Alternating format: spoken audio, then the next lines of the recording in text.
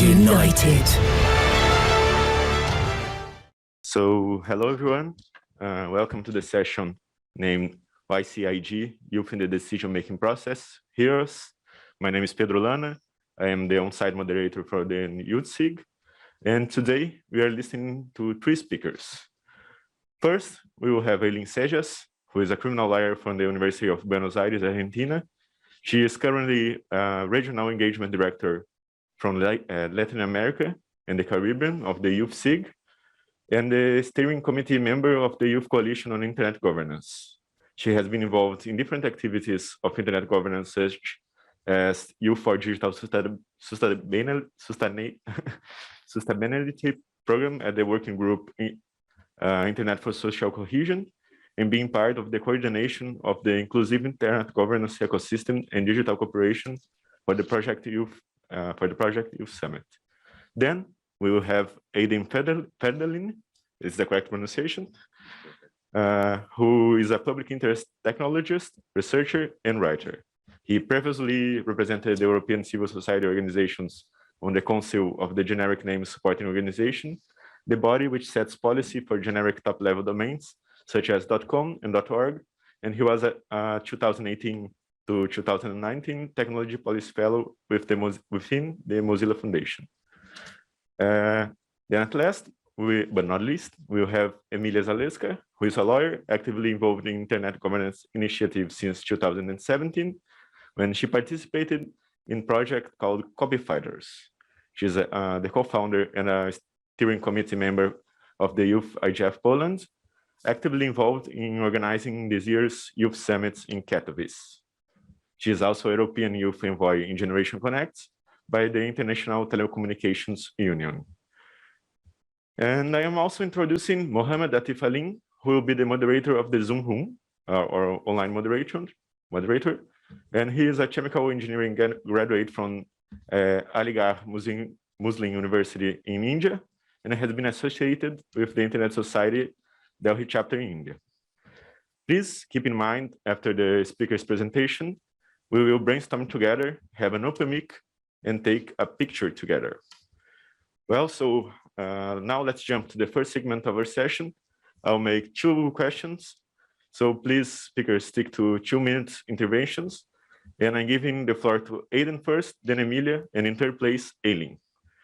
So Aiden, could you begin by telling us a bit about how you became involved in the internet governance ecosystem and any lessons you have learned about this experience? Sure, I'd be happy to. I hope everyone can hear me okay. Hi, everyone. My name is Aidenvardulin. I am a public interest technologist in Berlin and Germany. And it's funny because I've had this conversation with a lot of people like ourselves over the past 8 weeks for a different research project that I've been working on. So I've been interviewing a lot of people that, like myself, have tried to enter into leadership positions in different multilateral or multi-stakeholder forums. So I can share some of the lessons that I've heard from a community of voices. So these are not all of my own original thoughts, although certainly some of them have been my own experience. And essentially what I've heard is that it is so easy to be pulled this way, that way, or the other in this space. And that in order to be an effective advocate in multi-stakeholder or multilateral fora, you need to have a narrow focus. You need to really hone in on what is of genuine interest to you, because that personal motivation and desire to understand the backstory to all of the issues that have taken place is really important.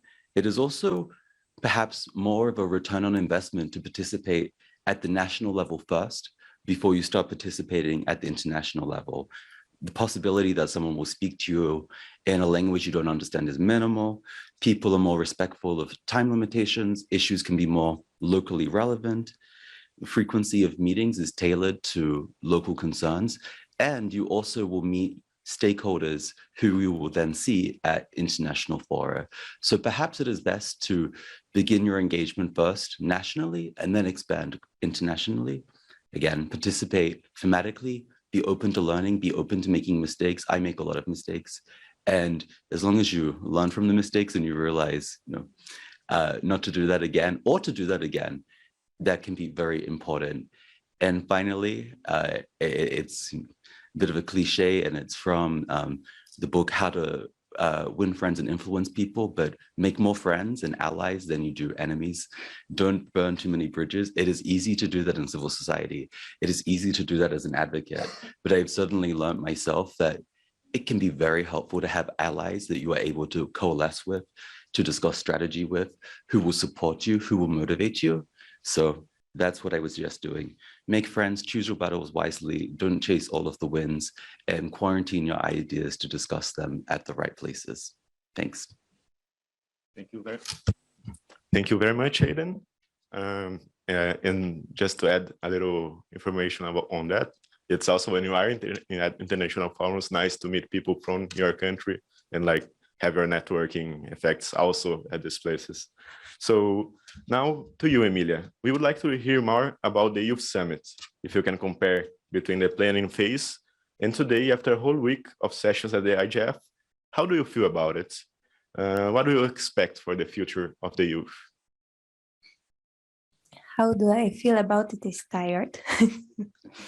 But it is also a very, very rewarding experience. So let's just start from the beginning. So the IGF was supposed to happen in Poland the last year. So we already started some preparations at that time. But I must say it was quite fortunate that it actually didn't happen here last year, because it gave us more time to start with the Project Youth Summit, because we were really impressed by what happened in Berlin in 2019, where almost 100 people gathered together and created youth messages that were very powerful. There were the expression of how young people perceive different challenges in the internet governance, what changes they would like to introduce. So that's what inspired us and also allowed us to go one step further, because in Berlin we met in one day and created those messages, which, yeah, it was amazing that we could do that. So this year we just wanted to have more time. So that's why we started Project Youth Summit in summer. We had an open call for applications. A lot of hundreds of people from all around the world applied. It was a very hard choice. Like, the applications was on such a high level that we were really sorry that we only could have like 80 participants. And then they worked in the groups on points of action, the postulates, but more complex, with targeted to the specific stakeholder groups. So these are the solutions proposals, but also with ideas who could help in introducing them. So we want to deliver those points of action to people, to organizations who could actually help in implementing them. So I think that after this part of the meeting, we will have a Jamboard, yeah, if I'm right. So we will share there how you can access those points of action. So we would love to hear your opinion, because our participants have put so much hard work into them, and they are just, I think, something very, very, they are like a breakthrough in many aspects. So yeah, so that would be from my side for now. Thank you, Emilia. It's tiring for sure, but also rewarding to see it happening, and afterwards all the results that we get from it. So last but not least, Eileen, you have been participating in both Dynamic Coalitions and NRI's meetings. Could you give a quick glimpse of to youth participation, in your case, from the Latin American and the Caribbean region? Thank you very much, Pedro, for giving me the floor, and hi, everyone. I'll comment quickly on the Youth Coalition because we will have more time to talk about it. Basically, the Youth Coalition Intergovernance has been around the IGF for already 11 years ago, so it's an old, if you want to call it, dynamic coalition. And we want to explain as at every meeting that we are not an organization, but we have under the umbrella of the Youth Coalition a lot of organizations, like, for example, the US Oratory. And we also do much more things with other initiatives and organizations. I will talk a little bit about the Youth Lag IGF. This year we made the second edition online, but it was our 6th edition.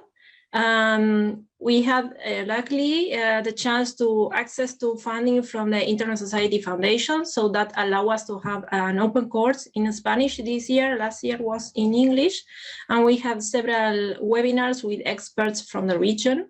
And we are very happy with the results, because also young people also was brave enough to apply for sessions. So they conducted their own sessions. They also partnered with other young people in the region to speak about different topics. Like, for example, gender. They also talk about remote work and education, and well, other topics. I will try to stick to the time as much as possible. A few words on the Youth IGF Argentina. This year, we are also conducting our meeting online, and it's happening on December 18th. So, well, if you want to join, I will gladly share with you the links so you can check. This year, we are having mainly 2 topics. One is going to be about the environment and the effects of the digitalization on the environment. And the other topic is going to be about youth engagement, not only on the national level, also on the regional one. And yes, I think that's all from my side. Thank you very much. Thank you, Eileen. To those that do not already know, Eileen, she is one of the most active youth on internet governance that I know. She is absolutely amazing on the amount of things that she can do. So I would like to thank you 3 and proceed to a quick question, but really important one, about the thoughts of you 3 about the MHLB and the leadership panel, if you'd like to say a few words on it. So first, Aiden.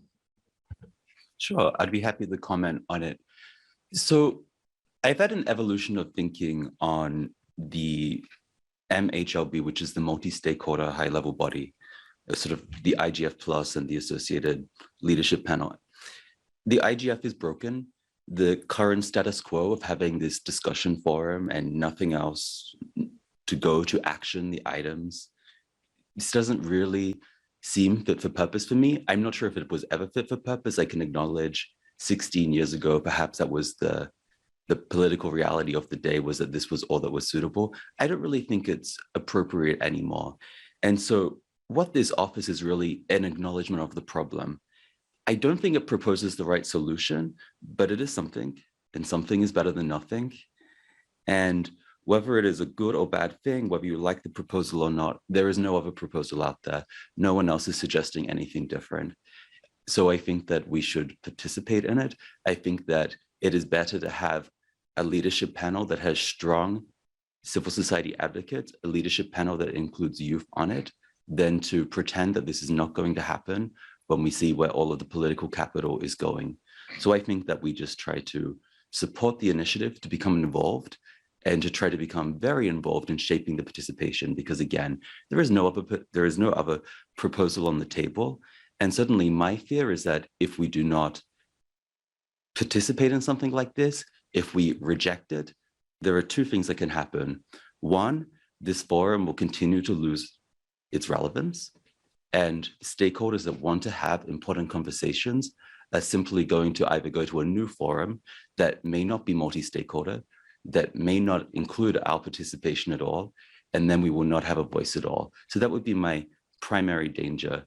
So to the extent that we can, I am trying to be very positive about it, and I would encourage everyone in the room to submit nominations for who should be on the leadership panel, and to ensure that we have really robust, strong civil society participation on that.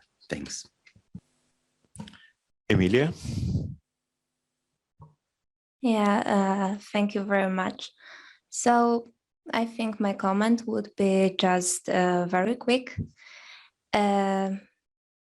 Personally, I think that, as I could agree with what Aiden said, that if there's no other proposition on the table.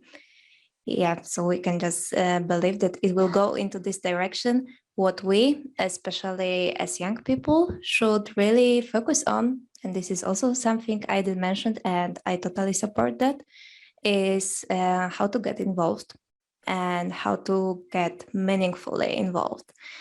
Like over the few past years, we can observe that the youth involvement is growing. We are being treated more and more seriously. I think that involving the Youth Summit into the IGF structure is the best evidence that it's happening. So what we really need to focus on is how we are also involved in the future initiatives, and that our role will be, that because sometimes youth events are a bit like a bubble. So they are young people speaking for young people are listening, but it's staying in this bubble. So what we need is to get also to the people outside of this bubble, to get to the high level representatives, to decision makers, and to get involved as an equal participants of this process. So that's from my side. Thanks, Emilia. Thanks, Aiden, as well. So, Eileen, please. Thank you very much. I agree with both Aiden and Emilia that it would be worse not to have anything at all. However, on personal level, I don't agree with the position, for example, of the JustNet coalition, which basically they say that they don't support at all. Because in that way, if, for example, you are saying you shouldn't apply for a spot, for a place there, you are also excluding yourself from the conversation. So as Aiden was saying, I think it's important to apply for a position there. I also want to mention, I think, at least one positive thing that we can get from the leadership panel, that it could definitely help to amplify the reach of the IGF, because as you know, there isn't a lot of coverage from news on the events. This is sadly because it should deserve more highlight. So it could increase the inclusion of other participants. But on the other side, I think it's worrying to have that, for example, the decisions are going to be made through the Chatham House rules. And in that way, it would be very difficult to understand from which stakeholder is coming a certain position. And other aspect that I want to mention quickly is about that there is no mention to youth at all. And as we were saying at the working group of inclusive internal governance ecosystem and digital cooperation, that is part of the Youth Summit, that there should be the inclusion of youth. Even we should consider the possibility that youth is considered as a recognized stakeholder, because in that way we can guarantee a place at the table. Something that's also caught my attention is that, well, if you see the nominations, how it's explained on the terms of reference of the leadership panel, it says that it's going to be comprised by, for example, UN Tech Envoy, and we are not seeing the UN Youth Envoy. So that's something that we should also consider. Thank you. Thanks, Eileen. Thanks again to you three for your valuable opinions. And now we're passing to the second part of this session, which is the map to IG mechanisms and youth. At this map, we invite everyone to take a look at our Miro board that shows historical events and how youth was or not represented. So please take a look and give us your comment through Zoom chat that Atif will read out to or raise your hand. For on-site participants, please also use the raise hand function on Zoom, or let us know manifesting yourselves here. We will discuss for 20 minutes, and we will give you 5 minutes to read out, and then we can begin. I'm sharing the link at the Zoom, and I'm also sharing here in the screen so we can see it. Technical team, can you please give me co-host?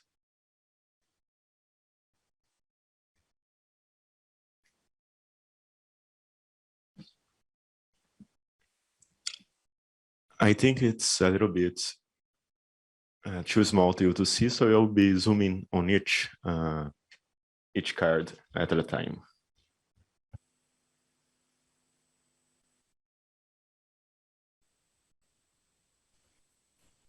Okay, Pedro, I can jump in a little bit. To explain a bit of context on this map, we gather all the inputs from all the Youth Coalition sessions, and we are not seeing it. Okay. So, for example, it says about youth, the recommendation of creating a coalition for youth, that was one mentioned. It also says about other problems like access to the internet. You can see on this map many more of the things that we have been discussing on the past meetings. Maybe you can zoom out a little bit. Yeah.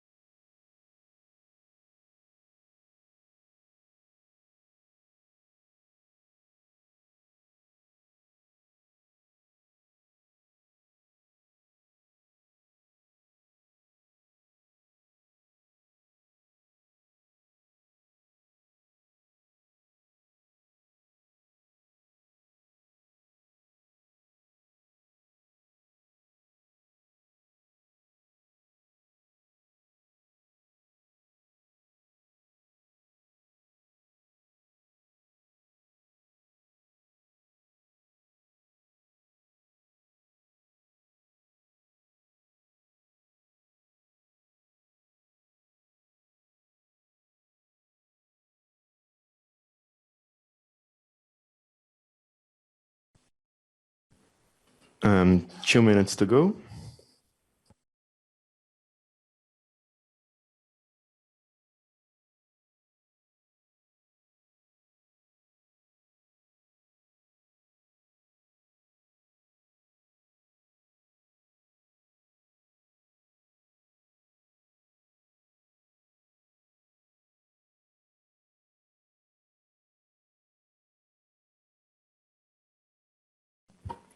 A bit more than 1 minute to go.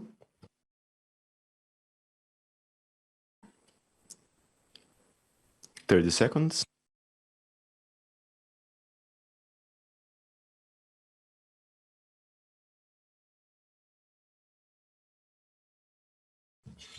So time is up. Our questions for our participants now are how to increase youth participation. Do you have any reflections on this matter related to digital cooperation mechanisms?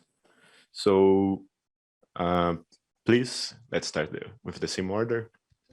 Aiden? Sure, thanks.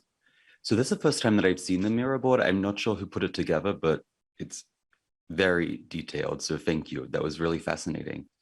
I think, so the question that you asked is really, how do we increase youth participation? And I think we want to be talking about active and meaningful participation, and how you measure that, I don't know. I feel like we need to have some sort of way to understand who is participating, who are the missing stakeholders. Youth, of course, is not monolithic. We have different ideological perspectives. We have different people. We have a lot of views to capture. So we do need to reflect a bit on what are the perspectives that are missing from discussions that involve youth. I think that we also need to focus on making sure that youth are trained in the right soft skills. People need to be taught how to negotiate, how to work with others, public speaking, storytelling, effectiveness ultimately starts with how you conceptualize your work and your ideas. To have a loud voice and to be able to give a speech, though, when you don't have the problem statement and you don't have the solutions and you barely understand the issues, can really undermine you. So we also need to get into a position where we're able to support our community in understanding the issues, understanding the conversations that have taken place in corridors that have shaped discussions in the past that we were not privy to. So stakeholder analysis, power analysis, understanding the content, we need to work on that in order to be able to ensure that our participants are effective. And you need to be able to package issues in a way so that others care. And I think sometimes when I look at how youth present issues in different fora, you come from a place of victimhood, and it sounds like you don't have any agency. Oftentimes, these people actually are victims, but that is not an effective way all the time to present your arguments. You need to, in my experience, for others to work with you, you need to appear to have agency. Otherwise, you might get a very short-term solution, or you might be told some empty words, but no change will actually happen if people don't believe you will follow through and follow up on what you're demanding. So it's a difficult question. How do we meaningfully increase youth participation? Well, we obviously need money. We obviously need some kind of organizations to step forward that are a bit more professionalized, who are able to invest deeply in capacity building. More so, I think, in soft skills rather than those hard skills around subject matter expertise. You can learn those. So, yeah, I don't know, one of those difficult questions, but we definitely need to think about who is missing, to think about how to measure what our skills gaps are, and we need to find a way to channel those conversations to those who can make it rain and can potentially get us the resources we need. Thanks. Thanks, Aiden. Exactly because it's a hard question, there are no hard answers, so that's the point of this panel. So Emilia, please. Thank you very much. And I would like to say that I really hope that many participants of this session will take the floor after us, because I am very curious about your suggestions and your ideas, especially that I spent the last year trying to get more youth involved. So yeah, I have tried out quite a lot of methods. So I would really love to hear from you. And yeah, it's a difficult question. And what came to my mind is also something that we have talked a lot already at this summit, at this IGF, is that there are already plenty of youth initiatives, youth organizations, and they are sometimes doing quite similar things, but separately. So I think that here this year we are having a very good start, that in organizing this youth summit, we joined the forces of 3 organizations: Youth Coalition on Internet Governance, Youth Observatory from the Internet Society, and Youth IGF Poland. And I think that's what helped us to do such amazing things, to prepare so well to this summit. Also, we are in touch with Youth X Policymakers by German Informatics Society, and we are also talking with other youth initiatives. So what I think is very important is to have this conversation, to exchange experiences, because and not to treat each other like a competition, but like potential partners. So I think it is something very important in increasing youth involvement, is just to cooperate together among the existing initiatives, because I think that joining the forces, it makes it much easier to reach out to new people. So also the second thing is also to reaching out to people from especially marginalized groups, who sometimes they just don't know how to start. They don't know how they could speak up for their group. So I guess it is very important also to remember about these groups that are sometimes left behind by the rest of the society. So I think that's also very important to include those voices, and we should remember about those groups and create a space for them where they could actually feel that they can share and that somebody will listen to them, will listen to their perspective, and who will treat them as equal partners to have a conversation with. So that was from my side. Thank you. I couldn't agree with you more, Emilia. Excellent considerations. So, Eileen, the floor is yours. Thank you very much, Pedro. Okay, I will go and then I will pass the floor to Jenna. So what I was thinking when I was building this map is that throughout all the history of the Youth Coalition, we kind of have like very good ideas, and they are kind of repeating sometimes, but we can see that some of them have been made concrete. Not sure how to say in English.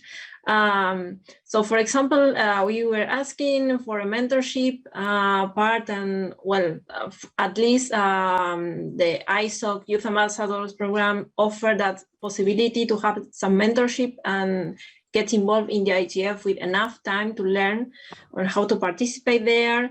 Also, I think Aiden was mentioning about resources.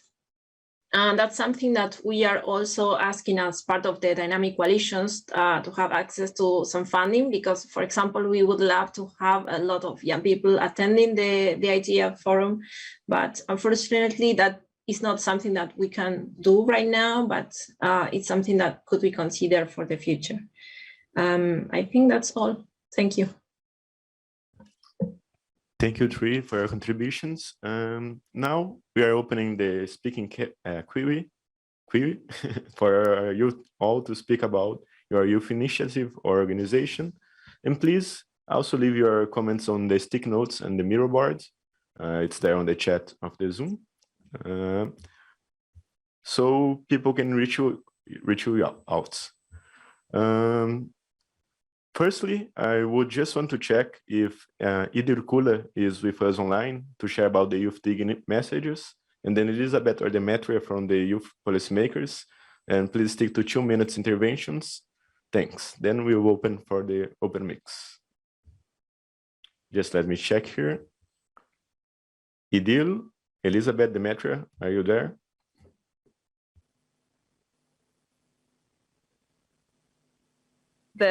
Got it.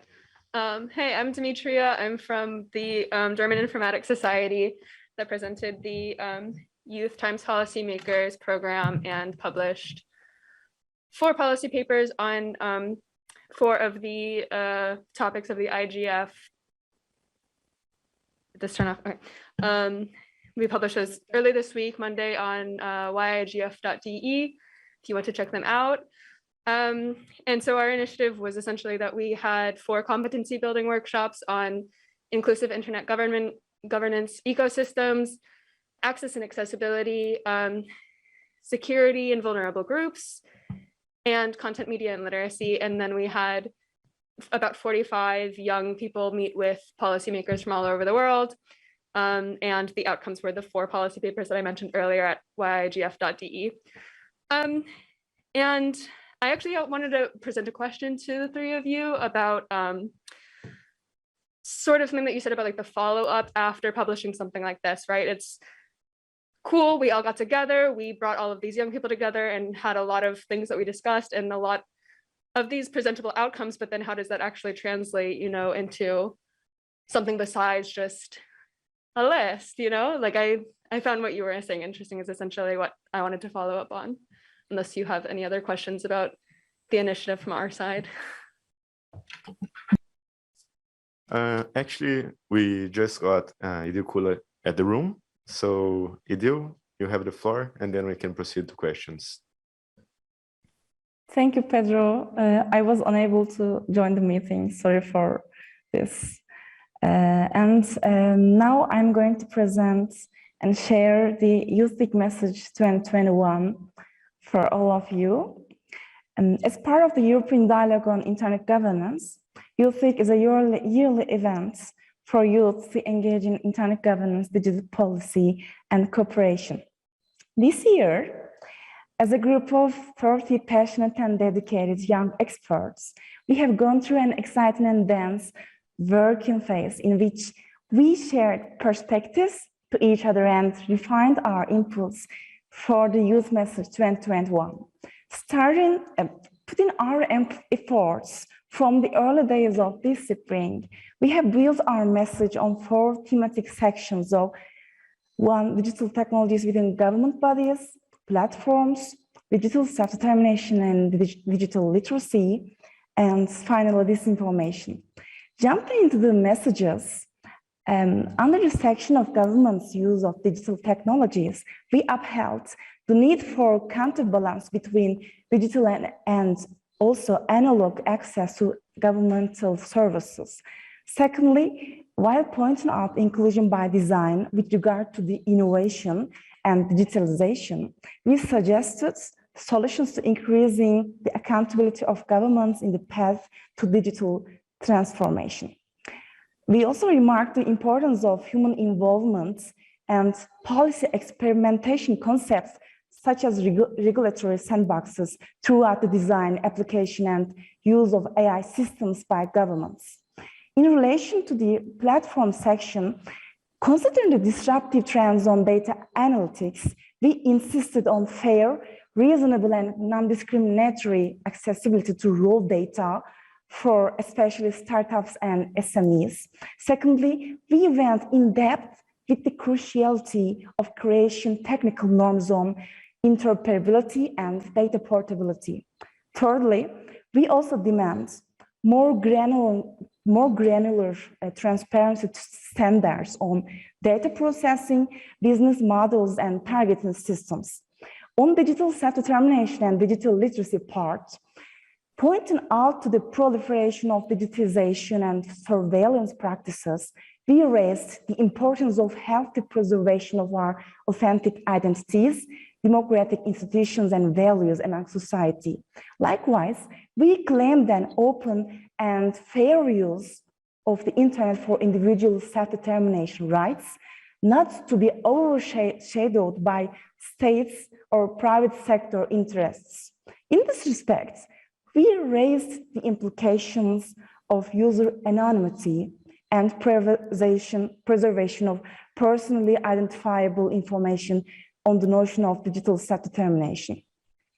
On behalf of the promotion of digital self-determination, we highlighted the benefits of increasing digital literacy levels among society, and also we referred to practices and tools such as impact assessments and also internal and external audits. Finally, on disinformation parts, we upheld the importance of critical thinking and creation of healthy vision of information among society. Moreover, we recommend creation of capacity building and training programs on digital literacy that targeted to broad portions of society. And finally, while giving due weight and importance into the protection of freedom of speech rights, we raised the necessity of collaboration between media, governments, private sector, and also civil society in order to combat the spread of disinformation. And this is the very brief wrap up the YCIG Message 2021. Thanks a lot for listening to me. Yeah, it's to you, Pedro.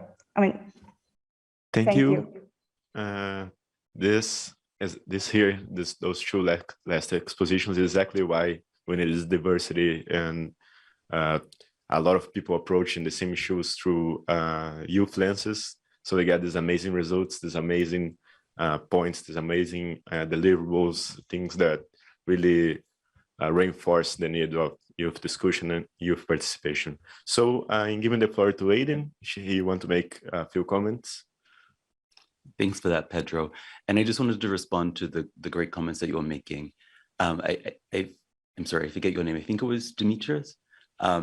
Perfect. So Demetrius, great question. And I think one role that the German Informatics Society, for example, might be able to do is to help engage in a very targeted way in network building between youth and policymakers and industry actors and perhaps regulatory bodies or the principals within regulatory bodies who are actually considering some of these issues and are in a position to be behind the scenes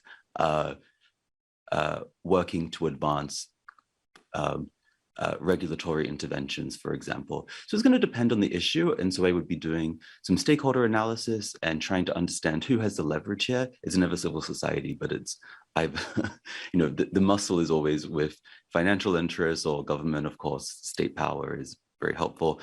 And civil society only ever gets some wins when we can sort of, see some common ground with someone else. So I think it would be great to help build those networks, connect civil society, connect young people to the right people so that when we do have some opportunities to be able to advance a legislative proposal or something else that is of mutual interest, we can. I think that's also helps reminding people to quarantine their ideas and to release them in the right forums. It's very easy to go to the wrong place and then to feel like you've been very ineffective because that forum was never in a position to be able to advance the issues that you discussed. And I think it can also be really helpful to provide mentorship. And by mentorship, I see what some organizations that try to build capacity in the youth space consider mentorship, and it's different than what I think we need. So sometimes mentorship is done internally. It's sort of an afterthought. It's just, I received some mentorship from the Internet Society. Didn't think it was very helpful. I didn't think that the mentor I was provided had any knowledge of the issues, but I think that they were simply the only person in the organization that was told to mentor 40 people. So this is back, over 5 years ago now. So I don't think that is the kind of mentorship that we really want. I think by mentorship, we want high-profile individuals with a Rolodex of contacts who are able to connect us to the right people in the corridors of power. I think we meant mentors who are very aware of the institutional politics of how decisions are made, who are able to sort of brief us off the record, of course, on how to intervene effectively in that environment. And you have to pay these people. And that is the thing, that the people that we want as mentors are not cheap. And so we do need, but I do think that there would be a lot of value in organizations making these mentors available to us, who are available on call, who it's not sort of a weekly thing or something, but just on an ad hoc basis. Maybe we need 5 hours of time with someone who has left government and is now at Covington or Jonesdale or somewhere, and who is able to help us deeply understand how we can advance this proposal in a way that would be effective. So this is what I would love to see: more stakeholder analysis, more help in understanding which forums to take our ideas to so that we can actually see them implemented, and access to mentors who are high profile and high impact. Thanks. Thanks, Aiden. I agree with that as well. Like, at least mentorship that is able to do some one-to-one engagement is something that really makes much more of a difference. We have Jenna Fung here in the Zoom room with her hand raised, and I already know there are some people here that will want to give some comments afterwards. So Jenna, you have the floor. Thank you so much. After hearing all the speakers sharing, now my thoughts over everywhere. It's actually my 4th year joining this YCIG meeting, since I'm the program coordinators of the Asia Pacific Youth IGF. And I was also in person joining the Youth Summit in Berlin in 2019. And that was that 1 year that I realized that the youth community in internet governance community is getting stronger, because that was that one time where youth leaders from all around the world get together and make action plan together. And so I think that kind of meeting is really meaningful, but unfortunately, because of the pandemic, that was something we can't really do. But in the past 1 year and also 2021, I've been observing the great work this community has been doing, especially in the Latin America and Europe region. You guys been doing different new projects and initiatives, including working groups that actually produce actual output from youth. And in Asia Pacific, when we execute similar projects, that might be a little bit difficult because, to be honest, to some extent, different countries in Asia Pacific had different understanding and awareness about internet governance. And when we want to do something similar, that might be a little bit challenging. But just want to also give an update about the Asia Pacific internet governance scenes is that this year, even we've been doing the second year virtually for our youth IGF, we have around 100 participants joining our activity this year, even without financial incentive. So we could understand that young people from Asia Pacific are also starting to get more interested in internet governance and want to get more involved.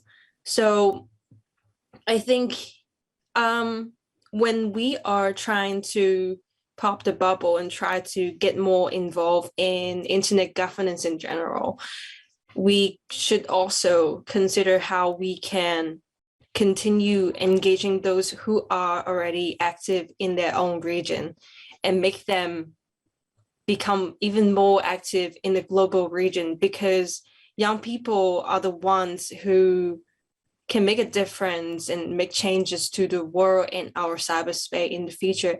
And I think what we stand together to do now will be really affecting the coming years.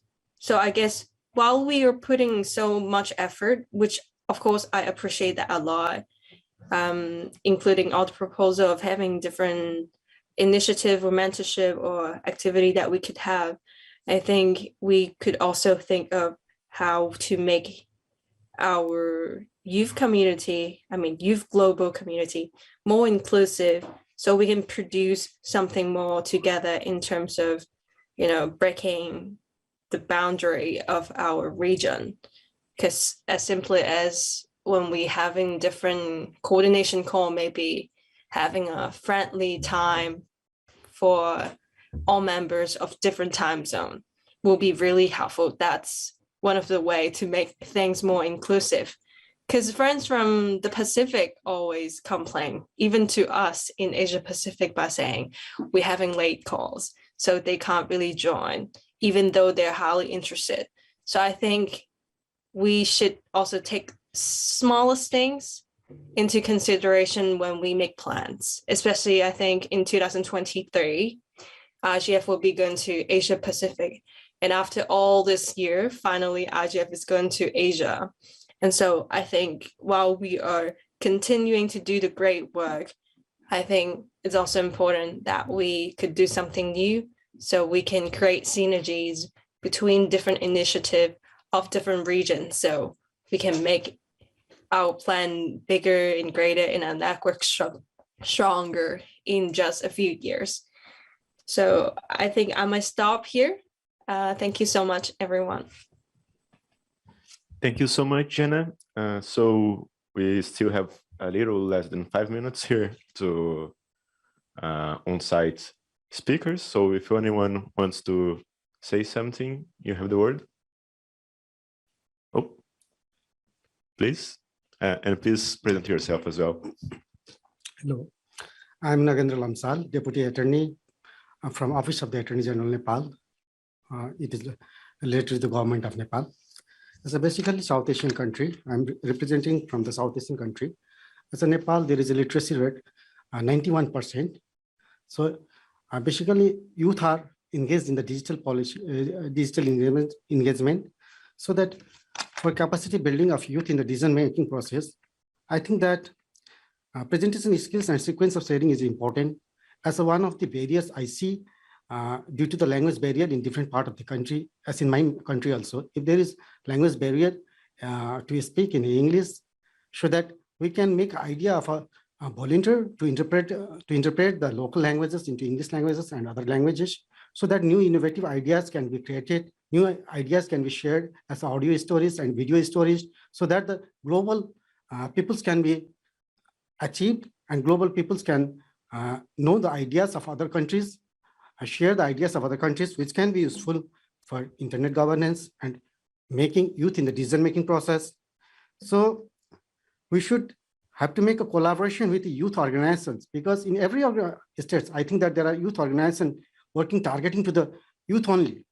So that if we make a collaboration with the youth organizations of different countries who are recognized as working in a digital governance, digital literacy, and other issues related to the youth, so that we can build up capacity through this youth organization in their own states and in a globally also, so that we can share experience as a digital medium, and we can make innovative ideas, because people can share their own innovative ideas in local language better than other languages.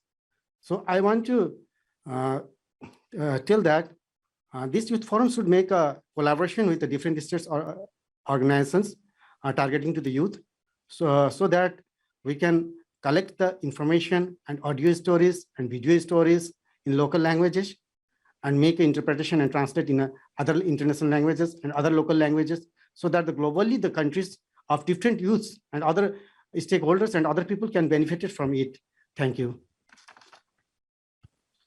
Thank you. So we have time for one last and a bit short comment.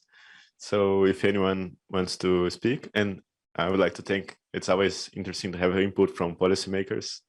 So the mic is open. Okay, so I would like to highlight a program that exists in Brazil since 2015 and could be used as a success example of youth participation.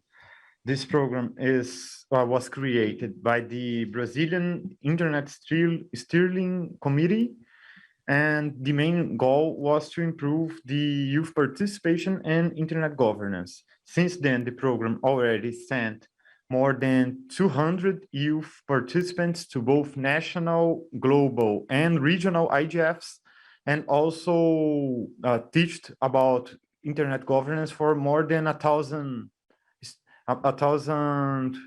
youth members. So this is helped a lot to strengthen the IG ecosystem in our country. And if anyone wants to know more about and what are the lessons we learned there, please reach us. Thank you. Thank you. So we are on our time here to, I will ask participants if they want to be part of a group photo. There will also be a group print screen online on the Zoom room. So if you can, and if you want to, please open your camera on the Zoom room. And those of you who want to take a fast photo here, Emilia, can you assist me with that? Then we will proceed for the remarks on YCIG and the closing moment of our session. So 1 minute to this photo.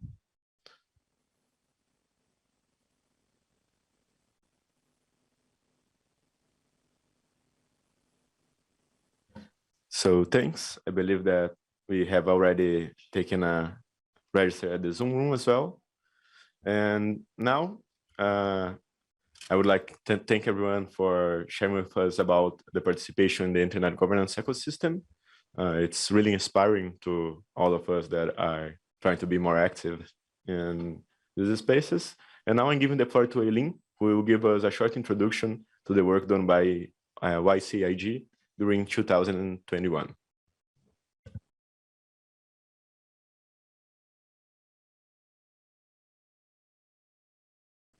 Eileen, you have the floor. Okay, thank you very much, Pedro. I will comment very quickly that Shena shared on the Zoom chat a link, so our Nepal friend can connect with the folks of Net Mission Asia. And now I'm going to explain very quickly. Oh, I cannot share screen. Okay, I will just speak. So as I was saying, the Youth Coalition Intergovernance has 11 years old. We are very proud to see more young people getting involved in the IG ecosystem. And we believe that supporting youth is the best way to achieve this. Just to give some highlights of this year. Eileen, sorry, you just have co-host if you want to share. Oh, sorry, they are giving you a co-host. There you go. Okay, awesome. So just give a quick overview of the things that we have been doing this year. Well, we launched a YCIG questionnaire to understand about the needs of our community. From that questionnaire, we received a lot of responses to have webinars. So we facilitated 2 webinars, one on environmental sustainability and the other one on inclusive IG ecosystem and digital cooperation. For those webinars, we also have the collaboration of other dynamic coalitions. So we are very happy to have the space to discuss with people from around the world. We also co-organized with the Youth Observatory working groups to submit workshop proposals. So if you are seeing a lot of youth sessions this year, we made that happen all together. So we are very happy to see, I think, more than 8 workshop proposals conducted by youth. Several of them also have this interconnection with youth and not youth people, which I think is very interesting experience to have. We also participated and partnered with UNDESA and the Emelia Group for Children and Youth to create a policy brief on digital public goods. We are expecting that to get on internet in a couple of weeks from now. We also conducted a mentorship for the Internet Society IGF Youth Ambassadors Program. And this is our 2nd year conducting this mentorship. For us, it has been a very rewarding experience because, as we always say, the mentorship is not just learning that the youth person learn from the old person, let's say, but also on the other way around, because I think it's very enriching to have these perspectives on the different topics. Well, we also have some youth ambassadors here, and I want to thank you for joining us on the session today. Well, I also want to mention that we participated at EuroDig Day 0 with the session, and also we were part of YCIG, where we had very interesting conversation with the young participants. As Emilia was sharing a couple of minutes ago, we also partnered with the Youth IGF Poland for the organization of the Youth Summit that just happened on December 6th. But before that, we have a lot of preparation. We have these working groups where we prepare about different documents, policy background papers, and the 10 points of action for each working group. We also conducted some roundtable webinars to know about the feedback from the youth community and so on. We also participated at the Youth IGF Open Course last year and this year, as I was saying, it was a great opportunity to also highlight the work of the dynamic coalitions that, as we always say in every meeting, it's very important to have more light on the intersectional work, not only the dynamic coalitions, but also the best practice forums. And by this year, also the policy networks. Yesterday, we presented at the DC main session in collaboration with other DCs.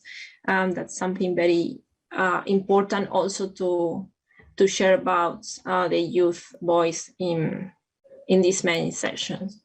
Let's see.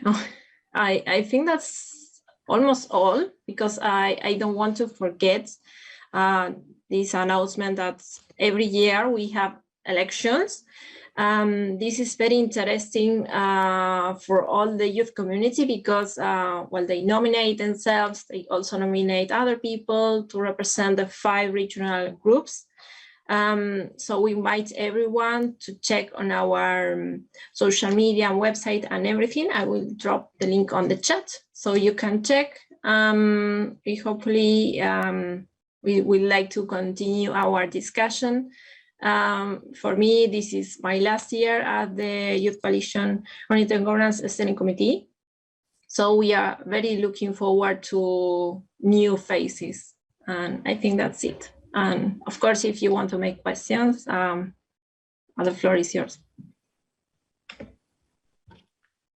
I'll give around 10 seconds to see if anyone has any question. And if they don't, we will proceed to concluding remarks by our speakers.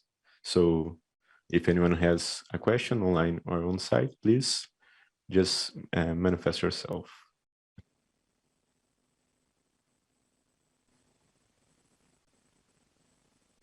I think we can then proceed to concluding remarks.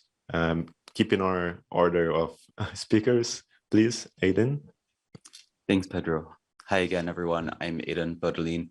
I think I would just end by saying it would be great to see more of you participating in the agenda setting and decision-making processes related to the issues that you care about.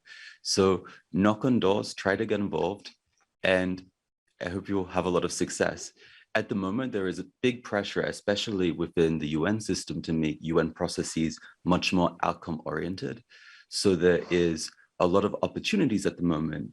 So clearly the UN is acknowledging that digital issues are getting out of their hands, either because of self-regulation, because national governments are regulating regional trade agreements that escape UN control. UN is really cognizant of this. It's under pressure to regain authority. Whether they do this in a multi-stakeholder way that includes youth and civil society remains to be seen. Many governments, of course, are opposed to multi-stakeholder participation. They don't understand it, but they might be open to it on some issues that they don't understand themselves. Gender issues, for example, there is a lot more willingness from governments to accept participation from civil society and youth on issues of gender. So if there is an issue you're really passionate about, this is a really great opportunity and moment in time to get involved. Knock on doors, just try, and who knows what will happen. But I wish you good luck, and I hope to see more of you advocating for our collective interests. Thanks. Thanks so much, Aiden. Now, Emilia asked me to share QR codes there on the screen, so I'm asking the technical team to give me permission to do that. And Emilia, the floor is yours. Yeah, thank you very much. Hopefully in a few seconds, you will have the possibility, yeah, because you will share the screen. Okay, you will see the QR code on the screen. This will, if you scan it, you will get an access to the results of our work, the points of, maybe not my work, the work of our participants, the points of action. And if you would have any comments, because we just firstly published it yesterday, so it is a very new thing. It's kind of like a premiere. So we are very interested in getting your comments, your thoughts, and definitely answering Dimitri's question. Definitely, we want to continue. We don't want this work, those contacts, those networks that has been created to stop at this IGF happening in Poland. We would really love to continue the work and continue it to the IGF in Ethiopia, or then IGF in Tokyo, or even further. So we would really like to invite you to join us and to share your thoughts, share your comments, because we just want those points of action, those that will be also soon published in the form of the report, because here it is all sorry, this is only a sneak peek of this work. So just you feel welcomed to join us and to cooperate with us further. It would be wonderful if you would like to. Thank you very much. And thank you very much, Pedro, for sharing. Thank you. So now for our last minutes, Eileen, you have the floor. Thank you very much, Pedro. I think it was very interesting also to see you there, and I really want to thank everyone for joining our session, and I hope that it could allow you to reflect a little bit about the youth participation and what we can do from now. And I want to thank also my colleagues from the steering committee, Noah and Atif. Not sure if you guys want to say something else. I want to thank Pedro, Emilia, Aiden, Stella also for helping us. And I think that's all, and I hope to see you next year. So thanks everyone, and hopefully see you around on other internet governance events and initiatives. See ya.